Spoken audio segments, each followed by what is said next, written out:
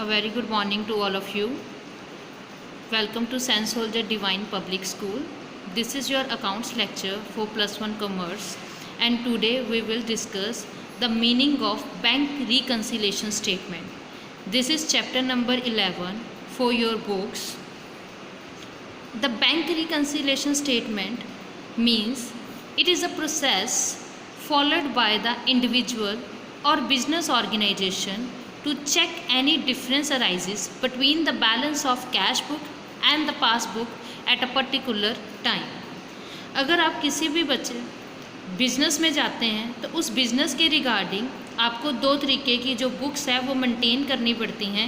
एक होती है कैश बुक, जिसका हमने पिछले लेसन्स में डिस्कस किया है, जो 3 तरीके से प्रिपेयर होती है: single column cash book, double column cash book and the last one is triple column cash book. उसके बाद प्रिपेयर की जाती है पासबुक। जो पासबुक तभी प्रिपेयर की जाती है जब आपके बैंक में क्या होते हैं, अकाउंट्स होते हैं, बैंक में आपकी मनी डिपॉजिट होती है। तो पासबुक और कैश बुक में कई बार हमारे डिफरेंस अराइजेस होते हैं। उस डिफरेंस को चेक करना और फाइंड आउट करना कि हमसे कहाँ पे गलती हुई है, उस फॉलो करना, उस प्रोसेस को हम क्या बोलते हैं, बैंक रिकन्सिलिएशन स्टेटमेंट। तो हम कह सकते हैं कि bank reconciliation statement is a favourable balance और find out the favourable balance between the cash book and the passbook. तो कैश बुक एंड पासबुक में से हमने अराइज करना, डिफरेंस को अराइज करना और ऑर्गेनाइजेशन को चेक करना बिजनेस और इंडिविजुअल बेसिस पे, उस प्रोसेस को हम क्या बोलते हैं, बैंक रिकन्सिलिएशन स्टेटमेंट। तो सबसे पहले फाइंड आउट होता है कुछ टर्म्स जो हमें बहुत ज़रूरी है आने के लिए। सबसे पहले आती हैं कैश बुक। कैश बुक क्या होता है? It is a kind of cash account maintain by the person.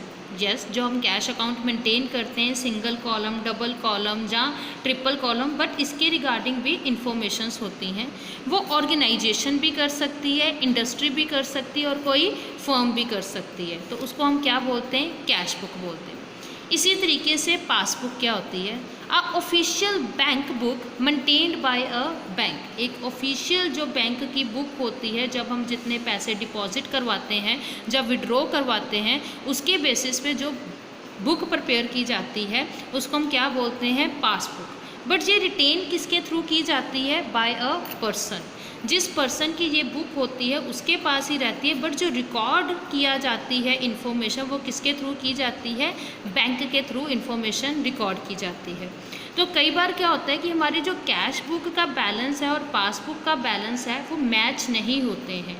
उसमें से हमने डेविएशंस को फाइंड आउट करना और देखना कि अगर हम इसमें से कुछ प्लस या माइनस करते हैं, जब कोई चीज़ को इंक्रीज या डिक्रीज़ करते हैं, तो क्या हमारा बैलेंस इक्वल आता है। तो उसी चीज़ को फाइंड आउट करने के लिए हमें बैंक रिकन्सिलिएशन स्टेटमेंट की हेल्प लेनी पड़ती है। तो बैंक रिकन्सिलिएशन स्टेटमेंट प्रॉपर एक फॉर्मेट के थ्रू क्या प्रिपेयर करता है, टर्म्स प्रिपेयर करता है। अगर हमें कैश बुक का बैलेंस गिवन है तो हम पासबुक की इन्फॉर्मेशन फाइंड आउट करते हैं, और कभी हमें पासबुक की इन्फॉर्मेशन गिवन होती है तो हम कैश बुक की इन्फॉर्मेशन को फाइंड आउट करते हैं।